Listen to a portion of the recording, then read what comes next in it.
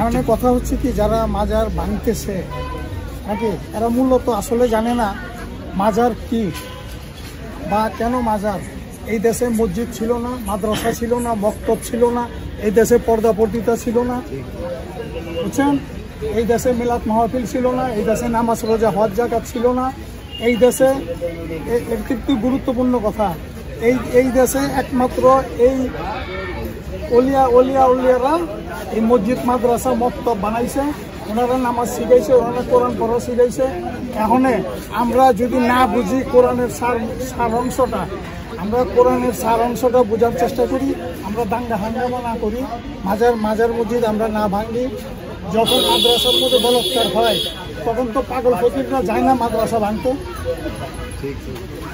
মসজিদের ভিতরে ইমাম সাহেব বলৎকার কইরা বাচ্চারে খাটের নিচে কবর দিয়া ওই মসজিদে আবার ইমামতি করছে, ঠিক? কোনো পাগল ফকির তো যায় নাই মসজিদ ভাঙতে। হ্যাঁ, আজকে ওনারা কেন মাজার ভাঙতে যায়?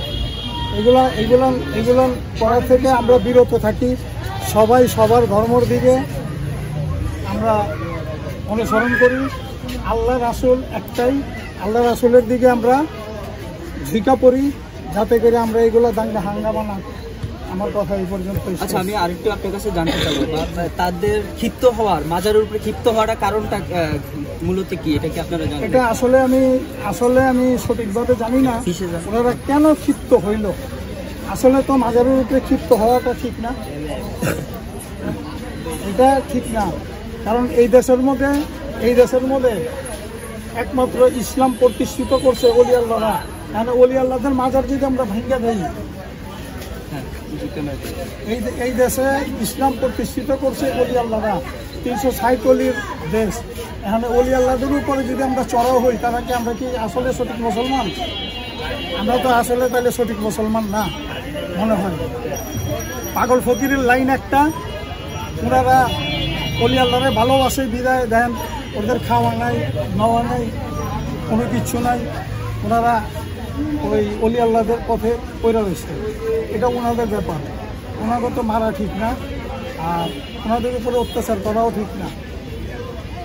আর মসজিদে আপনারা নামাজ পড়েন, সবাই পড়ে, আমরাও পড়ি, পাগল ফকিররাও পড়ে। তাই বলে কি এত চড়াও হওয়া কি ঠিক নাকি? এটা ঠিক না, চড়াও হওয়াটা ঠিক না, দাঙ্গা হাঙ্গামা ঠিক না। হিন্দুরা যে মূর্তি পূজা করে, আমরা কি ওদেরকে মারতে যাই? ওরা এখানে মোল্লারা কি মারতে যায়?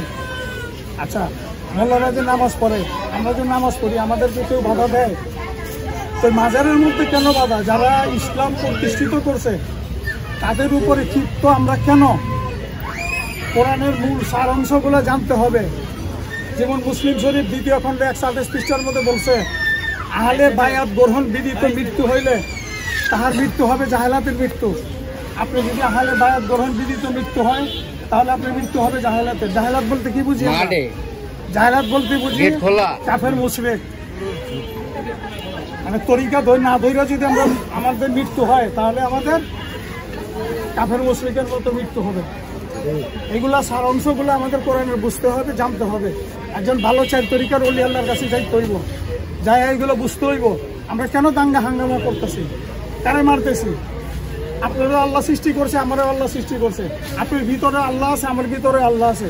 দেখেন বাম দিকে স্তনের 2 আঙ্গুল নিচে টিকিট করতেছে, এখানে আল্লাহর বাসস্থান, এখানে আল্লাহর বাসস্থান। আপনার যখন আমি একটা চর মারি, কারে মারা হইল? আল্লাহরে মারা হইল। কেন আমরা মারামারি ধরাধরি করবো? আমরা এগুলোর মধ্যে না যাই, আমরা দাঙ্গা হাঙ্গামা না করি, সবাই আল্লাহ রাসূলের পথের দিকে আসেন। আল্লাহ রাসূল কীভাবে চলতে বলছে সেভাবে চলেন। দাঙ্গা হাঙ্গামা করেন না, মারামারি করেন না, রওজা ভাঙতে যাবেন না। আরেকটা বিষয় আপনি আপনার কাছে জানতে চাই, যে বিষয়টা হলো কিছু মোল্লারা বা মাওলানারা বলতেছে যে মাজারে সেজদা দেওয়া হয়। এই সেজদার বিষয়টা যদি আপনি একটু ক্লিয়ার করতেন। যে সেজদার বিষয়টা উনি সূরা মায়ের 17 নম্বর আয়াত কোরআনের উনি ভালো করে পয়লা ব্যাখ্যা করে দেখুক। সেজদা 3 প্রকার, সেজদা 3 প্রকার। মোল্লারা ভালো করে গবেষণা করে দেখুক 3 প্রকার। কিসের সেজদা, কোথায় সেজদা? আপনি সেজদা দিবার হইলে, নামাজ পড়বার হইলে একামত লাগে, অজু লাগে, গোসল লাগে, জায়নামাজ লাগে। নাকি? আর আপনি এইখানে আইসা অলির বাবার দরবারের মধ্যে এসে আপনি সেজদা দিয়েছেন। আসলে এটা সেজদাটা কি ওনাদের বুঝতে হবে, তারপরে মারামারি করতে হবে। ওনারা বুঝে না, আমতা যেই যায় মারামারি শুরু করে দেয়। বুঝতে হবে, আসলে আমরা বুঝি না। একটু বিষয় বোঝায় বলেন। আমি আর বেশি তিন রকমের সেজদার কথা বলছেন। সেজদাটা তিন রকমের। একটা সেজদা হইলো আল্লাহকে দেওয়া, একটা সেজদা হইলো রাসূলকে দেওয়া, একটা সেজদা হইলো যার যার মুর্শিদকে দেওয়া।